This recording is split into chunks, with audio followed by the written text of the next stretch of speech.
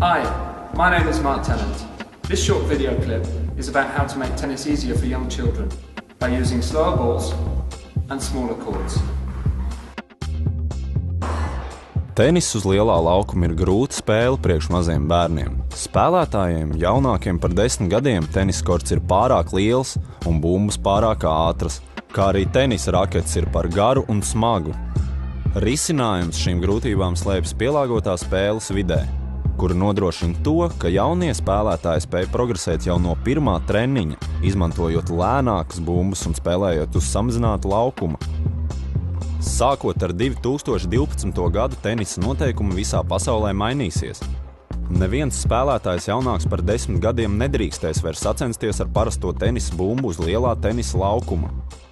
Tā vietā visās sacensībās tiks izmantotas lēnākas bumbas un samazināti korti, lai palīdzētu attīstīt bērnu tenisa spēli. Kampaņa saucas U10 tenis. There are three types of slower ball: the red ball, the orange ball, and the green ball. It's essential to use slower balls when working with children aged 10 and under. The red, orange and green balls are slower, so they give young children more time. Each ball has a slower and lower bounce, making it easier for children to play the game.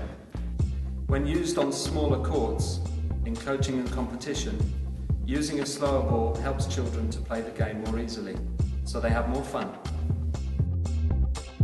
Sarkanā bumba tiek spēlēta uz 11 x 5,5 metrus lielu laukumu. Tā ir par 75% lēnāka kā parastā bumba.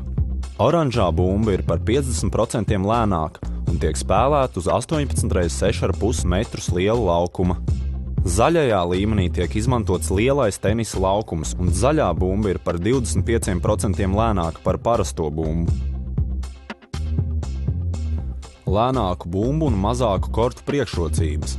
Tiek iegūts laiks, palielinās bumbas kontrole, veidojas pareiza spēles tehnika, tiek izspēlētas garākas un kvalitatīvākas izspēles. Latvijas Tenisa Savienība ir izveidojusi jaunu mājaslapu, lai sniegtu jums plašāku informāciju par lēnāku bumbu un mazāku kortu priekšrocībām.